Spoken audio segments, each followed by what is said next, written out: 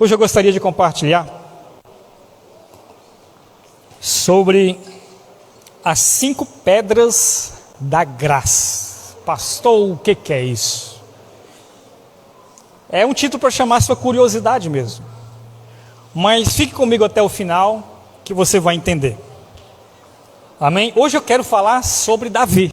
Eu quase nunca falo de Davi, né? Talvez você já sabe tudo sobre Davi. Você conhece a história de Davi de ponta a ponta, já sabe que ele derrotou o gigante Golias, que ele foi o maior rei de Israel, que ele era o homem segundo o coração de Deus. Amém. Mas eu quero que você abra o seu coração para você ter novas revelações dessa história essa noite. Amém? Fique comigo então, para que Deus possa ministrar ao seu coração. Lá em 1 Samuel, capítulo 17, versículo 1. Quero falar sobre essas coisas, baseado na história de Davi. Todas as histórias do Velho Testamento possuem segredos espirituais. E o Velho Testamento, como eu já disse para você muitas vezes, ele é a sombra do Novo Testamento.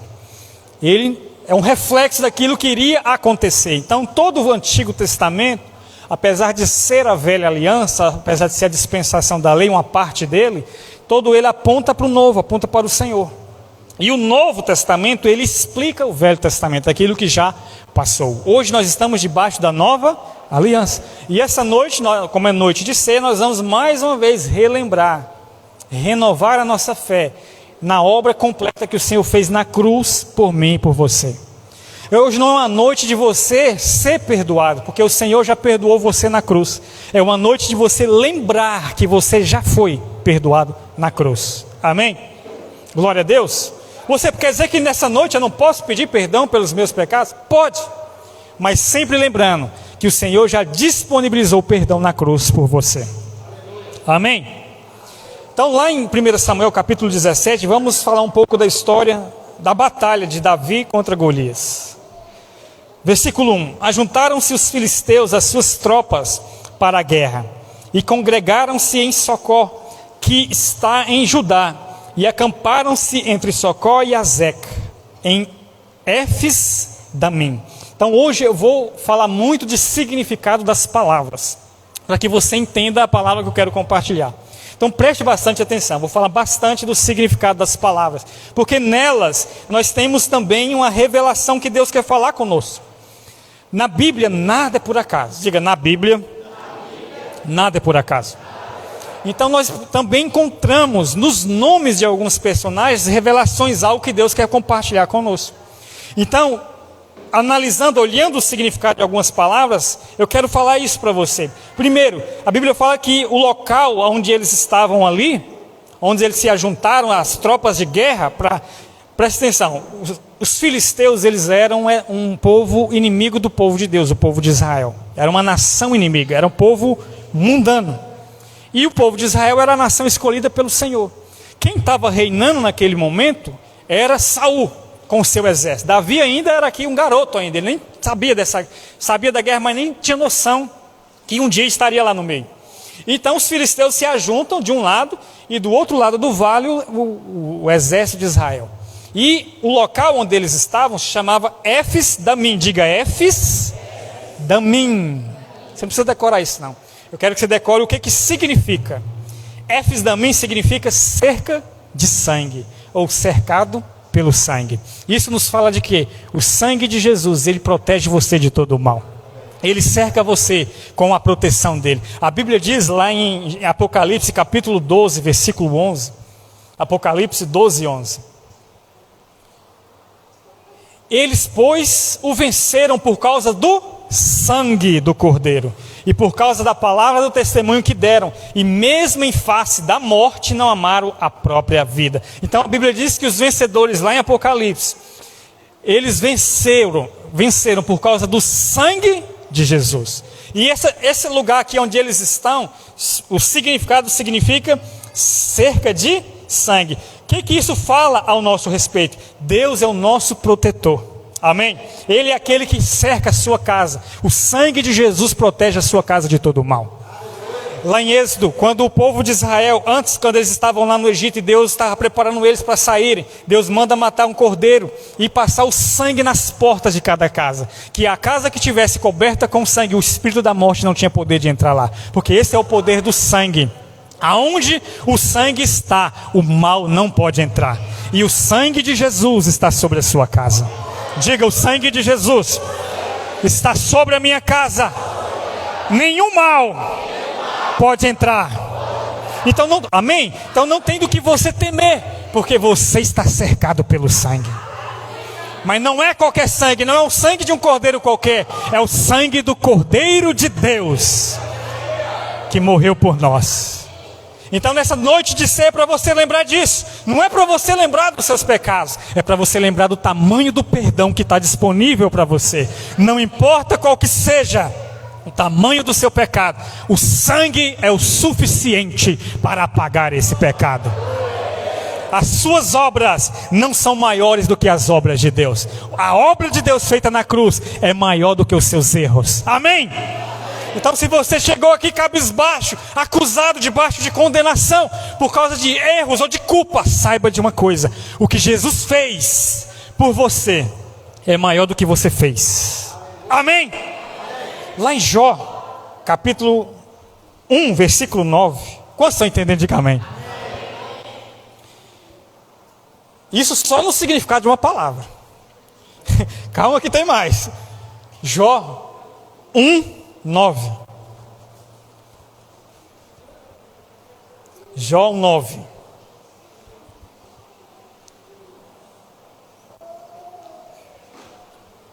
Tem que pôr o acento no O, senão não aparece. Aí. Então respondeu Satanás ao Senhor: porventura Jó debalde teme a Deus? Palavra bonita, né? Acaso não o cercastes com sebe, a ele e a sua casa, a tudo quanto tem? A obra de suas mãos abençoastes e os seus bens se multiplicaram na terra. Aqui quando o diabo ele foi até o Senhor para falar a respeito de Jó, que Jó era um homem íntegro e fiel ao Senhor. E Deus fala: observaste como o meu servo Jó é fiel em todos os seus caminhos? Então o diabo fala: ele é fiel porque você cercou ele com sebe, com toda essa bondade. Sabe o que significa sebe? A mesma coisa que eu falei agora há pouco. O sangue de Jesus. Não o sangue de Jesus exatamente, mas significa sangue. O sangue de Jesus cerca você. A bênção de Deus sobre a sua casa é garantida por aquilo que está cercando você e a sua casa. Você é cercado pelo sangue de Jesus. Você não é rodeado de maldição. Você não está debaixo de maldição hereditária, ainda que elas existam. Mas quando você crê no poder do sangue sobre a sua vida, você vence qualquer acusação. Por que os vencedores lá de Apocalipse venceram? Por causa do sangue do Cordeiro. Porque o trabalho do diabo é acusar de dia e de noite. De dia e de noite. Ele acusa. Esse é o trabalho. E por que eles venceram? Por causa do sangue. Porque o sangue lembra do perdão. Quando você lembra do perdão, o diabo não tem poder de te acusar mais. Então a única maneira de você vencer as acusações, os pensamentos de medo, de culpa, é lembrando do perdão, do sangue de Jesus. Por causa do sangue, eu fui completamente perdoado. Você pode dizer isso? Diga: por causa do sangue, eu sou completamente perdoado. Amém? Então hoje não é dia de você lembrar dos pecados, é dia de você lembrar do perdão que está disponível para você. Quando você crê nesse perdão, esse perdão ele vai manifestar na sua vida. Ele já existe, mas você precisa crer nele sobre você. Diga: eu já sou perdoado por causa do sangue. Amém? E você está cercado de quê? Do sangue de Jesus. Nenhum mal pode entrar sobre a sua casa. Pastor, como é que eu faço para passar o sangue na minha casa para nenhum mal entrar? É você orar todos os dias e declarar: a minha casa é guardada, a minha casa é protegida pelo Senhor. O sangue de Jesus está sobre este lugar, porque o sangue de Jesus tem poder, e você precisa crer nisso. Amém? Não duvide do poder do sangue de Jesus, que tem muito poder. Demônio nenhum consegue entrar aonde tem um sangue. Foi assim lá em Êxodo. É assim hoje com você. Nenhum espírito de morte entra onde tem um sangue. E o sangue está sobre a sua casa. A partir do momento que você creu que Ele é o seu Senhor e Salvador, o sangue veio sobre a sua família, sobre a sua casa. Ainda que eles não sejam convertidos, mas eles estão debaixo da promessa: você e a sua casa servirão ao Senhor. Diga amém se você crê nisso. Mas tem mais, eu tenho que continuar, porque eu ainda tenho que chegar nas pedras. Eu ainda não cheguei nas pedras. Estou te falando o significado dos locais onde ele estava. Mas também fala, volta lá em 1 Samuel 17:1. Fala também que o lugar se chamava Vale de Elá. Diga, Vale de Elá. E o que significa essa palavra Elá? Madeira forte. A madeira lembra você do quê? Da cruz. Você não tem só o sangue. Você tem sobre a sua vida a obra da cruz sobre você. E o que foi a obra da cruz? Jesus morreu por mim e por você, para te dar vida e vida em abundância. Então a madeira forte, você não é só cercado pelo sangue, você também tem a obra da cruz completa sobre você. Você foi chamado para uma obra consumada, porque foi essa frase que o Senhor falou lá na cruz: está consumado. O que significa consumado? Está feito, está concluído, está finalizado. Então você foi colocado numa obra consumada. O que é uma obra consumada? É uma obra que já está pronta. Você não foi colocado para conquistar algo da parte de Deus. Você foi colocado para receber aquilo que Ele tem para você pela fé. Amém? Então, através da cruz, o diabo não tem poder de cruzar esse caminho aonde você é cercado pelo sangue e aonde a cruz. Ele não tem poder de cruzar essa linha, porque elas estão rodeando você, para a direita, para a esquerda, na frente, atrás e por cima. Ele não tem poder sobre você. Amém? Porém, uma vez que ele sabe disso, que ele não pode entrar, mas ele pode intimidar, causando medo sobre você. Porque eles estavam nesse vale, mas apareceu um inimigo muito poderoso chamado Golias, o gigante. E ele era enorme. E os soldados de Israel, quando viram aquela cena, ficaram amedrontados. Tanto que Golias saía todos os dias na porta lá diante deles e chamava se tinha algum homem entre eles para enfrentar. Durante 40 dias eles fizeram isso. Ele fez isso. Não teve ninguém que foi ousado para enfrentar. Depois a gente sabe que teve, nós vamos chegar lá. Mas durante esses 40 dias não teve, porque eles ficaram intimidados. Porque essa é a tática que o diabo vai fazer com você. Ele sabe que ele não pode tocar na sua casa, mas ele sabe que ele pode causar medo. Ele sabe que ele pode intimidar você. E como que ele intimida? Fazendo barulhos, causando problemas, trazendo situações sobre a sua vida para que você seja desestabilizado. Tome muito cuidado, porque o diabo ele sempre vai trabalhar para causar medo em você. Amém? Sabe o que significa Golias? Só por curiosidade. Golias significa exilado, alguém separado. Mas não separado no sentido de consagração, é excluído, isolado. Isso é um retrato do diabo. A Bíblia diz que toda a sua armadura, é só um outro ponto que não está aqui, mas eu quero acrescentar, dele era feita de bronze. Era feita de quê? O capacete, a espada, tudo era feito de bronze. E o bronze na palavra de Deus tem materiais, os materiais na palavra de Deus, elas têm significados. O ouro, por exemplo, significa, alguém lembra o que significa o ouro? Eu já falei algumas vezes, a glória de Deus. A glória de Deus é representada pelo ouro. A prata é representada pela redenção, significa redenção. Diga, ouro representa a glória de Deus.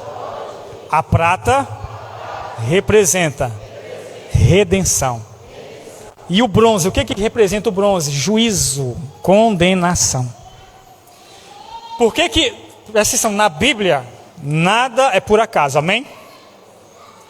Por que o capacete de Golias era feito de bronze? Porque a acusação, a condenação, o juízo sempre vai ser atacado na sua mente. Aonde que começa o medo? Aonde começa a condenação? Aonde começa a culpa? Na sua mente. Por isso que o capacete dele era de bronze. Mas essa noite, se você crer, Deus vai tirar todo o capacete de bronze da sua cabeça. Você não andará debaixo de condenação e de acusação. Você não andará debaixo de medo, porque você é livre pelo sangue de Jesus. Foi por isso que Davi, quando derrubou ele, arrancou a cabeça dele, para tirar toda a condenação. Amém? E você sabe aonde que Jesus foi crucificado? Como que é o nome do local? Gólgota, diga Gólgota, ou Calvário no português. E você sabe o que significa Calvário, ou Gólgota? Crânio. Jesus foi crucificado sobre um monte que tinha o formato de um crânio, de uma cabeça. Ou seja, a obra completa do Calvário foi feita em cima de um crânio. Para quê? Que através dessa obra, toda acusação contra a sua cabeça, contra a sua mente, fosse derrotada. Por que isso é importante você entender isso? Porque o diabo ele não tem poder de destruir você. Diretamente. Ele não tem o poder de chegar lá, invadir sua casa e atacar sua família e destruir. Ele não tem esse poder. Porém, ele consegue fazer uma autodestruição em você, sem ele ter que tocar. E como que ele faz isso? Colocando medo e condenação. Você mesmo vai se autodestruir. O medo vai roubar a sua alegria, vai roubar a sua fé, vai roubar a sua paz, vai atrapalhar a sua família, vai atrapalhar o seu casamento, vai impedir você de desfrutar do melhor do Senhor. O medo. Mas é muito importante você entender que a fé, quando ela é aplicada, ela cancela o medo. Porque o que é a fé? A fé é você acreditar naquilo que você não vê, que Deus falou. Vou te dar uma definição de fé que também está baseada na Bíblia. A fé é você acreditar naquilo que Deus disse que você ainda não vê. Ok? E o que é um medo? O medo é você acreditar naquilo que o diabo disse, só que você ainda não viu. Você não está vendo, mas você está com medo.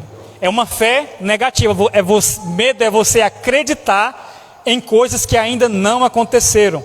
Mas dizem os estudiosos que 93%, ou é 97%, agora eu fiquei na dúvida. Eu acho que é 97%. 97% das coisas que você tem medo não acontecem. É tudo fruto da sua imaginação. Mas ele trabalha com medo. Por quê? O medo rouba a fé. Diga, o medo rouba a fé e a alegria. E muitas vezes a nossa oração ela pode ser produzida por causa do medo. E por isso que muitas orações elas não funcionam. Por quê? Porque ela não está sendo motivada pela fé, ela está sendo motivada pelo medo. Vamos voltar lá na parte onde o povo estava dentro da casa e tinha passado o sangue e eles estavam dentro de casa. Vamos supor, né, que lá tinha, a família estava lá dentro. Eles passaram o sangue do cordeiro na porta, ou seja, a morte não entra mais, amém? Mas e se lá dentro, numa das casas, tivesse uma família com medo? Falar, mas será que deu certo mesmo esse negócio? Será que é só isso mesmo que tem que fazer? Agora eu estou preocupado, passei o sangue, mas será que vai funcionar? Aí ele fica angustiado com aquilo, ele fica perturbado. Mas aí na outra casa vizinha tem uma família que está louvando ao Senhor, adorando o Senhor, crendo que o Senhor, o sangue que está sobre a casa dele é o suficiente. Qual das duas casas você acha que vai ser mais abençoada? Que o mal não vai entrar? A primeira ou a segunda? Nenhuma das duas. Porque o que impede de entrar não é o seu medo, é o sangue. Você acreditando ou não, o sangue é o suficiente para a sua vida. Então você pode ficar na sua vida, será que Deus realmente me perdoou? Meu Deus, será que Deus me perdoou? Mas será que só pedir perdão é o suficiente? Você já está perdoado. Isso é coisa da sua cabeça. Ele já falou. Então fé, decidir acreditar no que Deus falou. Dos seus pecados eu jamais me lembrarei. É você que está lembrando. E ficar lembrando não aumenta o perdão, aumenta o medo, a angústia. Ou seja, você nasceu de novo. Como você nasceu de novo aqui? Você escolhe como que você quer viver a sua jornada. Confiando nas promessas de Deus e vivendo feliz, ou viver uma vida amargurada e angustiosa todos os dias. Você vai para o céu do mesmo jeito, só que você escolhe como você quer fazer a sua jornada. confiando no Senhor, na bondade de Deus, eu sou amado, eu sou perdoado, eu sou guardado e Deus me ama e ponto, acabou. Ou você vive a sua vida inteira angustiada, será que eu sou perdoado? Será que eu sou salvo? Mas e se eu tiver feito isso perdido? Você pode ficar o tempo inteiro assim. A obra que Deus fez, ninguém pode desfazer. Você crê nisso? Você crê que a obra que Jesus fez para salvar você, ninguém pode desfazer? Crê? Diga amém. Nem mesmo você pode desfazer isso. Nem mesmo você. Então, decida confiar nessa obra completa. Amém? Então, eles estavam ali diante de um inimigo. Nessa história aqui, o Golias representa o diabo, que todos os dias vem nos acusar. Golias todo dia saía para fora do arraial e acusava o povo de Israel. Cadê? Não tem ninguém valente o suficiente? Todo dia ele saía lá para acusar eles e afrontar eles. Todo dia. Isso aqui é uma representação clara do diabo. Ok? Mas quem pode derrotar Golias? Quem foi que derrotou Golias? Quem foi? Fala mais alto. Quem foi? Davi derrotou Golias. As crianças sabem disso, né? E por que ele derrotou Golias? Sabe o que significa o nome Davi? Amado. Depois pesquisa para você ver. Literalmente, Davi significa amado.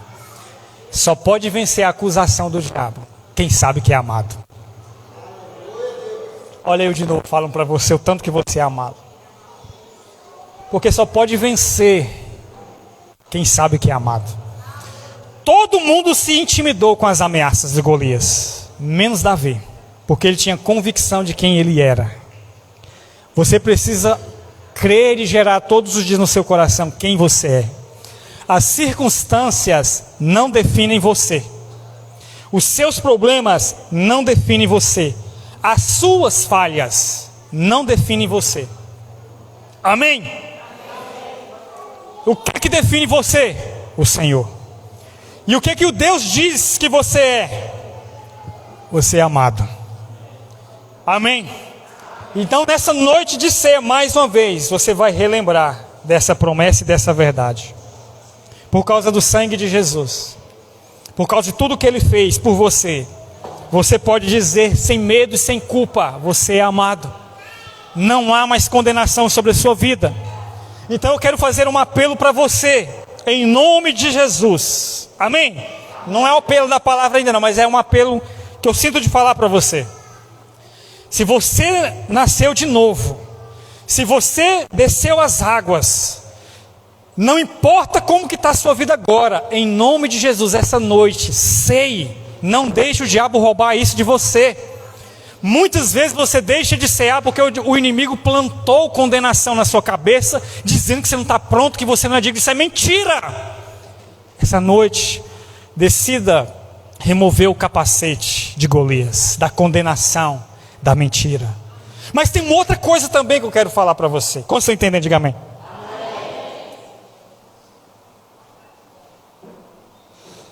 Golias significa exilado, ou seja, alguém destituído, separado porque foi expulso. É isso que significa o nome Golias, exilado. Tem outra coisa também que eu quero falar para você.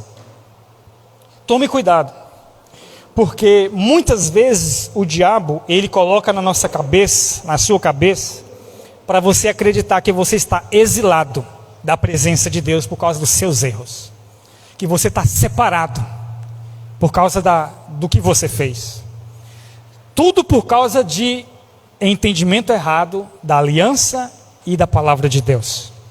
Eu vou abrir mais uma vez, porque muitas pessoas talvez não viram fazendo isso, mas eu vou mostrar para você mais uma vez.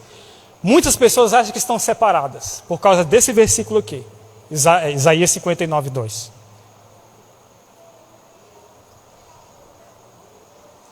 Isaías 59, 2.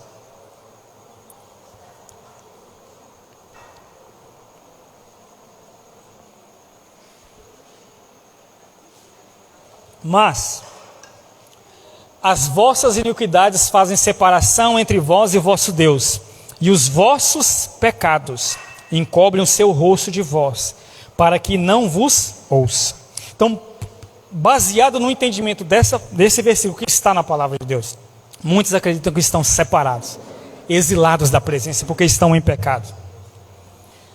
Mas a palavra de Deus também diz, porque você precisa entender a questão da aliança. Isso aqui é velha aliança. Hebreus, capítulo 8, versículo 12, é a nova aliança. Aquilo que o Senhor, isso aqui foi antes de Jesus morrer na cruz, por mim e por você. Amém? Diga amém. Amém.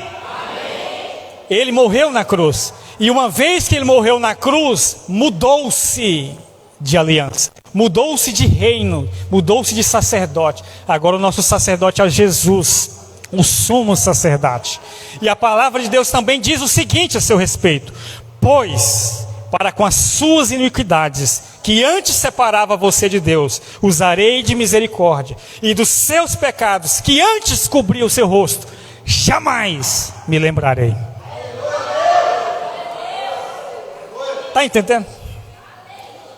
Então todo aquele que prega dizendo que seu pecado te achou e você está separado de Deus por causa do seu pecado, eu ouso te dizer, essa pessoa não está debaixo do Espírito de Cristo, ela está debaixo do Espírito do anticristo. Rejeite toda mensagem que contrarie a nova aliança, porque para com as suas iniquidades usarei de... Mas isso aqui é só para filho, tá? Tem algum filho de Deus aqui?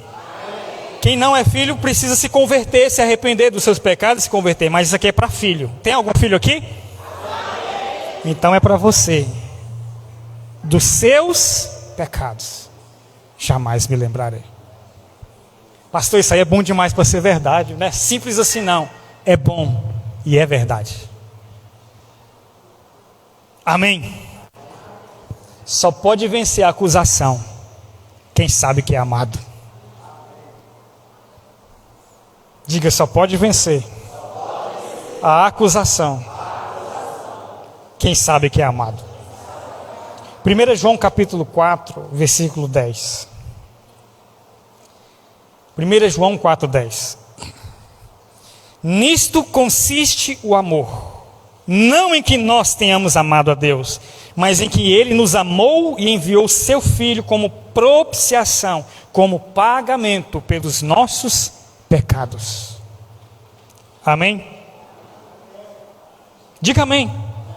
Diga, Jesus morreu pelos meus pecados. Amém? Aleluia. Você precisa crer, porque essa é a revelação mais poderosa que você pode ter na sua vida. A revelação do perdão dos seus pecados vai fazer você desfrutar das promessas de Deus. Mas se você aceita o capacete de Golias, da mentalidade de reprovação, da mentalidade de condenação, você vai andar em derrota. Você vai andar em medo. E agora eu quero falar para você das 5 pedras. Agora eu quero falar o que eu vim falar para você. As 5 pedras da graça. Só estava dando a minha introdução, mas eu vou terminar na hora. Você precisa entender isso. Para você poder usar essas 5 pedras, você precisa entender tudo o que eu falei. Na verdade, essas 5 pedras para nós é simbólico. Por que fala 5 pedras? Porque Davi, antes de enfrentar Golias, ele pegou 5 pedras para enfrentar. Nós sabemos que ele derrubou com uma só, mas ele pegou outras caso, né, os demais quisessem vir enfrentar ele estava bem preparado. Então, para nós, o que seria essas 5 pedras que nós podemos usar para derrotar o acusador, o diabo que tem nos acusado e se levantado contra a nossa casa? São 5 verdades, na verdade. Essas 5 pedras são 5 verdades da nova aliança. A primeira delas está lá em Romanos capítulo 8, versículo 31. Primeira pedra para você usar contra o acusador. Romanos 8, 31. Que diremos, pois, à vista dessas coisas? Se Deus é por nós, quem será contra nós? Essa é a primeira verdade.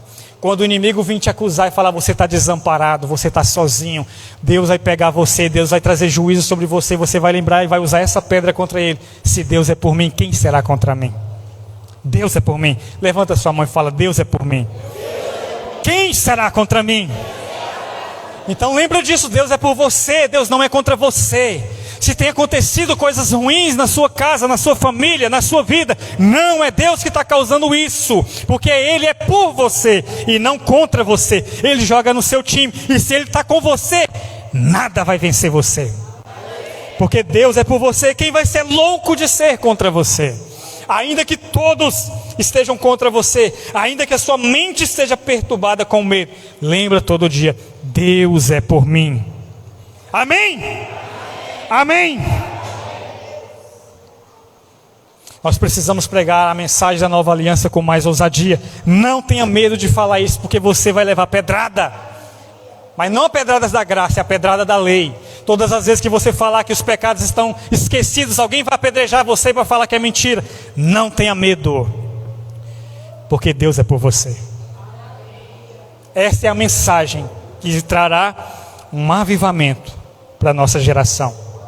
Essa é a mensagem que está avivando essa igreja. Essa é a mensagem que mudará a história dessa cidade. O perdão dos pecados.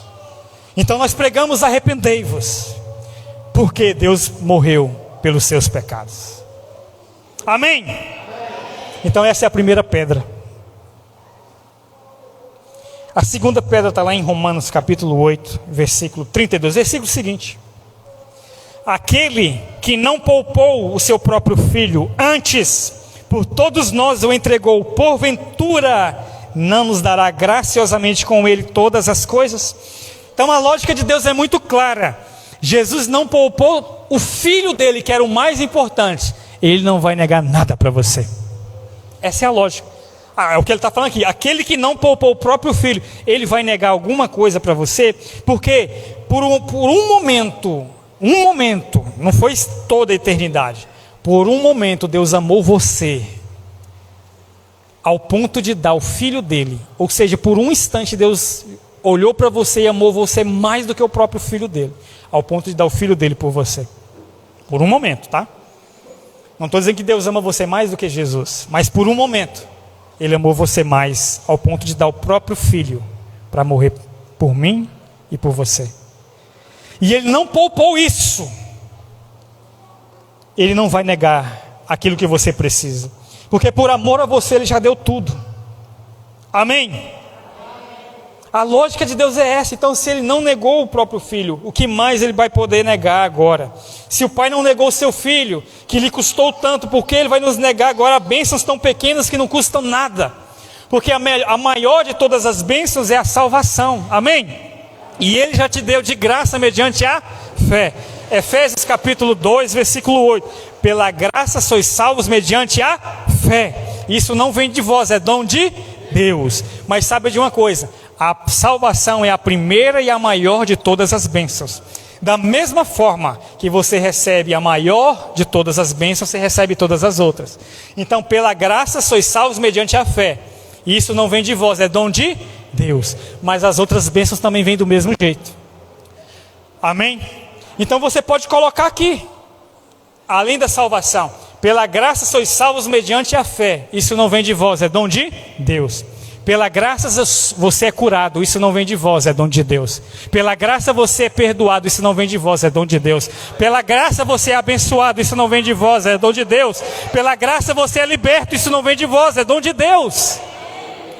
Pela graça mediante a fé, você é abençoado em todas as áreas. E isso não vem de você, não é mérito seu, é dom de Deus. Todas as outras bênçãos você recebe pela graça mediante a fé. É dom de Deus. O que é dom? Dom significa presente. Então você pode incluir aqui: pela graça sou salvo mediante a fé. Pela graça sou perdoado mediante a fé. Pela graça eu sou próspero mediante a fé. Pela graça eu sou liberto mediante a fé. Você pode incluir o que você precisa, porque é tudo pela graça mediante a fé. Amém? Amém?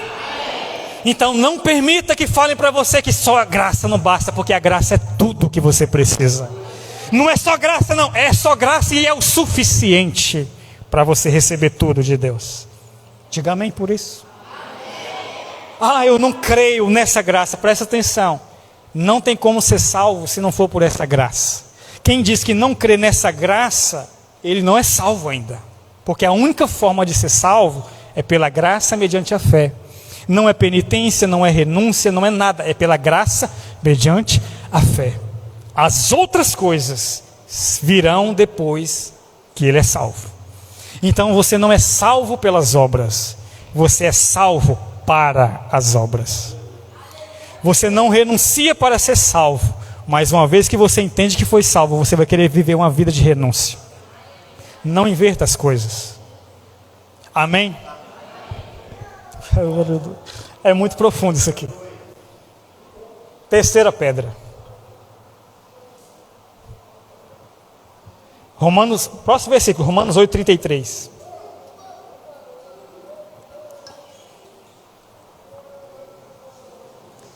Quem intentará acusação contra os eleitos de Deus? É Deus quem os justifica. Diga, eu sou eleito de Deus. Amém? Deus é que justifica você. Não se justifique diante dos seus acusadores. Entendeu? Para as pessoas que te amam, você não precisa se justificar. E para aquelas que não te amam, não adianta justificar. Fique em paz. Quem te justifica é o Senhor. Então não fique querendo se justificar diante das pessoas, porque quem te justifica já fez isso na cruz do Calvário. Você é um eleito. O que é alguém eleito? Que Deus elegeu, que Deus nomeou como alguém digno de receber esse perdão, essa justificação. Amém? Amém?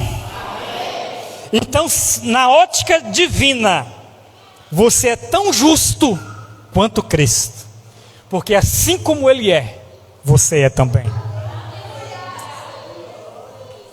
Amém? E eu não estou falando nenhuma heresia, não. Abre 1 João capítulo 4, versículo 17. 1 João 4, 17.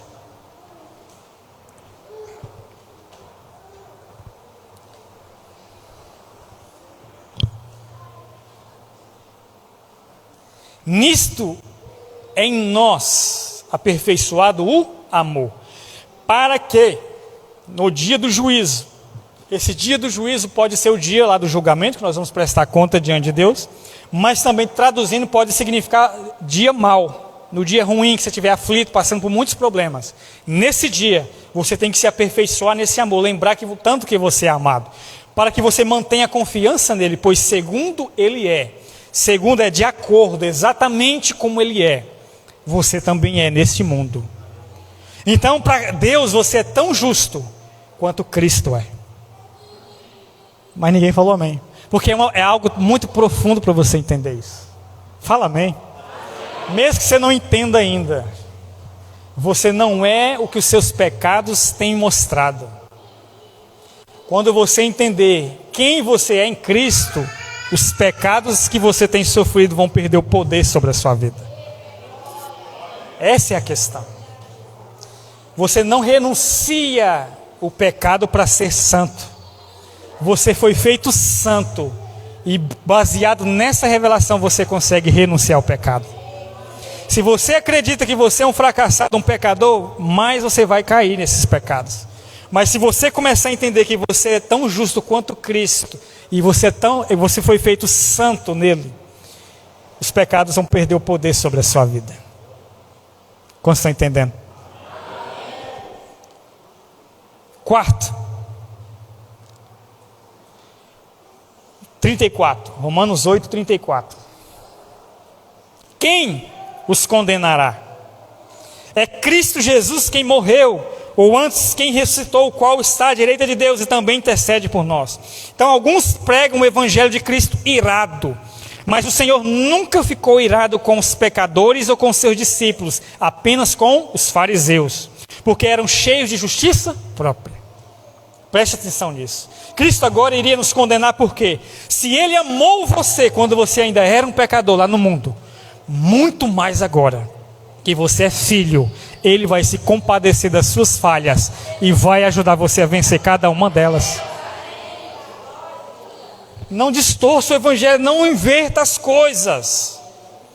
As palavras duras que alguns gostam de pronunciar hoje, elas foram ditas pelo Senhor, mas não foi para os filhos de Deus, foram para outros tipos de pessoas. Não cometa a burrice de pegar essas palavras, subir num púlpito e apontar para a igreja e chamar alguém de raça de víboras, porque isso é de uma burrice do tamanho do mundo, porque Jesus nunca fez isso. Ele chamou de raça de víboras, mas não foram os cristãos, foram falsos religiosos. E é mais fácil ter falsos religiosos no púlpito do que sentado no banco. Então tinha que inverter a bronca. Tinha que ser daqui para cá a bronca, não daqui para aí. Como estão entendendo?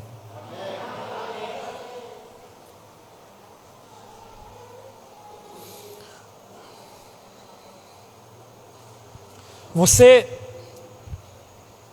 não distorce o evangelho quando você não consegue viver em santidade. É claro que vai ter consequências ruins. Se você viver uma vida de pecado, você vai ter consequências. Em nenhum momento a gente incentiva você a pecar. Mas você não distorce o evangelho quando você não consegue viver ainda aquilo que você mesmo acredita. Você acredita que pode viver uma vida íntegra diante de Deus, mas não consegue ainda. Você vê, quanto mais você olha para as suas falhas, mais desanimado você fica. Você não distorce o evangelho quando você não consegue ainda viver dessa forma. Quando é que você começa a distorcer? Quando você começa a tirar o tamanho do perdão e do amor de Cristo pelas pessoas. Quando você começa a colocar na mente das pessoas que elas são menos amadas e que elas deveriam ter medo da mão de Deus por causa dos erros dela, isso é distorcer o evangelho. Está entendendo? Por isso nós temos que ser fiéis àquilo que o Senhor fala na sua palavra. Quinta, aliás, na quarta ainda, ninguém pode condenar você. Diga, ninguém pode me condenar. Mas preste atenção, não confunda chamar a sua atenção com condenar. Porque às vezes a pessoa pega isso e fala, ninguém pode me condenar, então ninguém pode dar bronca nela. Não estou falando isso. Você pode levar bronca sim, se você estiver errado. Alguém pode confrontar você nos seus erros. Pode e deve. Quem ama faz isso. Condenar é o quê? É tentar diminuir o amor de Deus sobre você. É tentar colocar acusação contra você. É tentar colocar medo em você. Isso é condenar. Amém? Quando você for exortar alguém que estiver no erro, exorte, mas com graça. Nunca questione a identidade de um filho de Deus. Você é filho e é amado. E uma vida de pecado não combina com você mais. Não faça o inverso, tentando questionar a identidade de um filho de Deus. Amém? Quinto e último. Romanos capítulo 8, versículo 35. Próximo versículo. Quem os condenará? É Cristo Jesus quem morreu antes, quem ressuscitou, o qual está à direita de Deus e também intercede por nós. Quem nos separará do amor de Cristo? Será a tribulação, ou a angústia, ou a perseguição, ou a fome, ou a nudez, ou o perigo, ou a espada? Como está escrito, por amor de ti, somos entregues à morte o dia todo. Fomos considerados como ovelhas para o matadouro. Em todas essas coisas, porém, somos mais do que vencedores. Amém? Mas por que nós somos mais do que vencedores? Por meio daquele que nos amou. Não é pelo meio das suas obras, é por meio do amor dele. Você é mais do que vencedor. Porque eu estou bem certo de que nem a morte, nem a vida, nem os anjos, nem os principados aqui são demônios, nem demônios podem separar você do amor de Deus.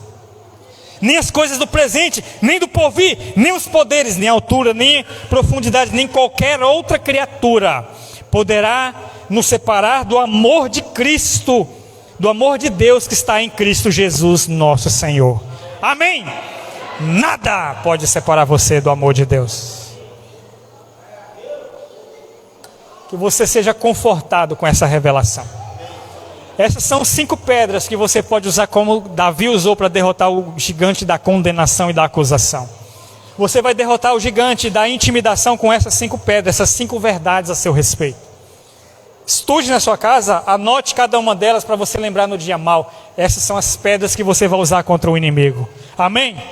Você é perdoado, você é amado. Não há condenação sobre você mais. Há jeito para você. Não importa o quão errada a sua vida possa estar, Deus pode reverter a sua situação. Não importa quão enfermo você está, Deus pode curar você. Amém? Aleluia. Não importa em qual crise você esteja, Deus pode reverter a sua história.